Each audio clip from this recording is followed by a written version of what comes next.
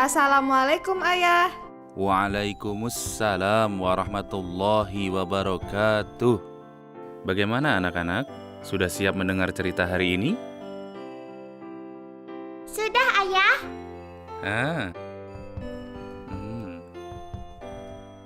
Oke anak-anak, hari ini Ayah akan menceritakan kisah tentang Kisah Nabi Ismail alaihi salam.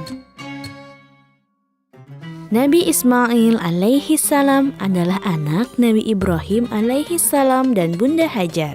Dari garis keturunan Nabi Ismail alaihi salam inilah kemudian lahir Nabi Muhammad sallallahu alaihi wasallam sebagai nabi dan rasul terakhir.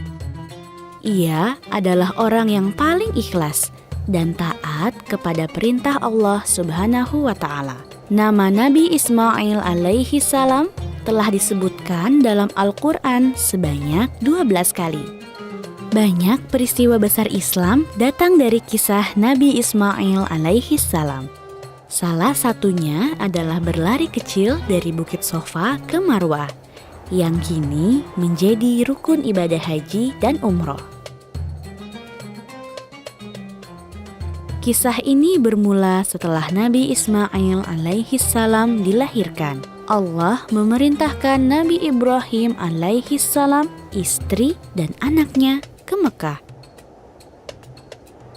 Nabi Ibrahim alaihi salam memenuhi perintah Allah dengan membawa Bunda Hajar dan Nabi Ismail alaihi salam pergi melewati sebuah gurun pasir menuju Mekah. Sampai di Mekah, Bunda Hajar kehabisan air.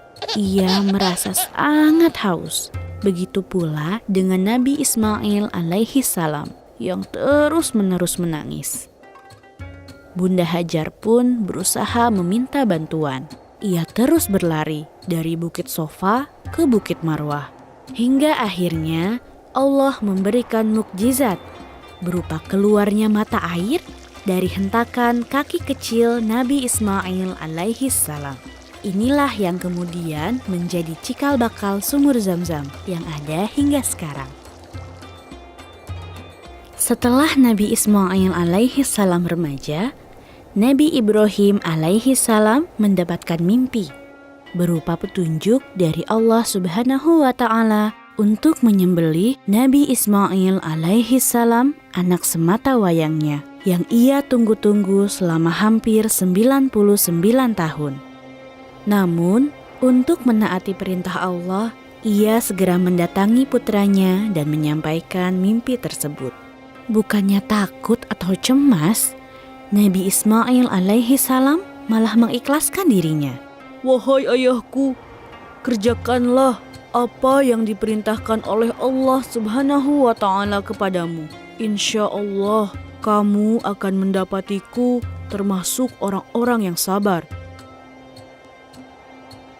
Nabi Ibrahim alaihi salam kemudian pergi ke Mina untuk bersiap-siap menyembelih Nabi Ismail alaihi salam.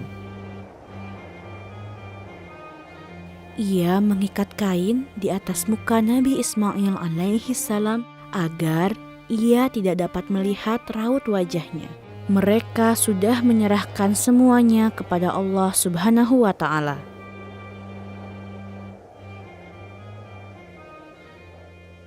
Pedang panjang dan tajam itu akhirnya dihunuskan ke leher Nabi Ismail alaihi salam.